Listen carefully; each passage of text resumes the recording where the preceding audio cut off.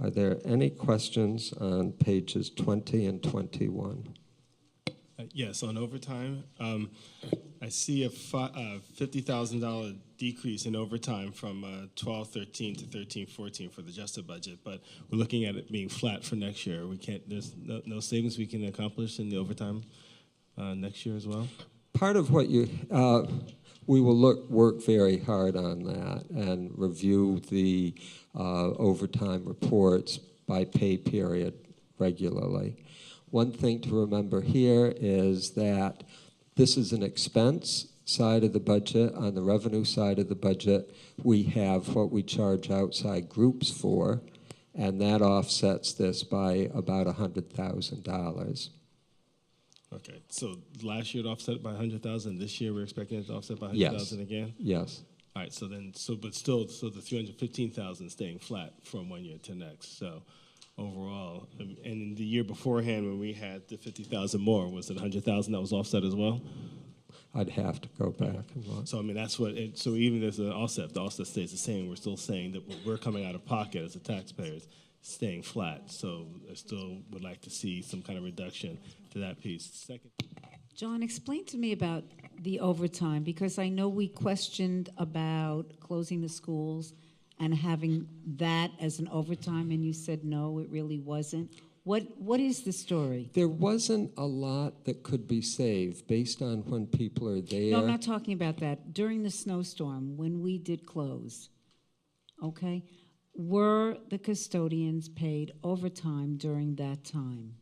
No. No. If it's their responsibility to take away the snow, then they have to be here, and it's not paid as overtime. John? Yes. Can you tell me why we have overtime in this area? We had overtime in the other area. Can you explain what the two differences are? This would be overtime for our maintenance staff, which would be electricians. It would be overtime for our ground staff. So a large part of the plowing would be done by ground staff. And the other? The other is maintenance people, depending on if you've got certain emergencies. Or if you're looking at getting ready for school opening up, that's always a busy time. So shouldn't these two be combined? Or, I mean, No. what's the advantage of having it different? Because one is for the custodial staff, the 1620 is for custodial staff, and the 1621 is maintenance of plant, and those are the maintenance mechanics. Okay. And grounds crew. And once again, what was the other code? What was the other? 1620. 1621. That's right. Oh, 1620 Is 162. operation of plant. Yeah. That's custodians. And then 1621 is maintenance of plant. That's the maintenance staff and the ground staff. Yes, I know we have the GPS system, and now do we do a comparison of the GPS system and then the hours for overtime or even regular hours to correlate the work that was done? What we've done with the GPS system is tie it into the work order system. Mm-hmm. So if you are one of the maintenance people, you're assigned to be working at one of the schools, we can verify that that's where your vehicle was. It doesn't say that you were working, but it says that's where the vehicle was.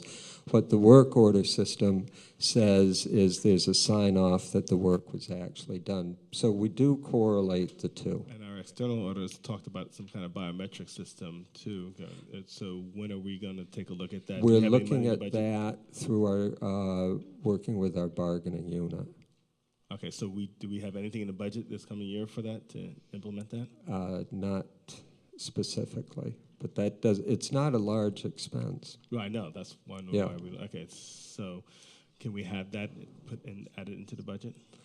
We could, but it's going to have to be depending on whether we get state aid or if we've got other funds. I think within the scope of the budget, and because we are in discussion with our bargaining unit on it, the lack of funds would not mean that we can't do it. Okay.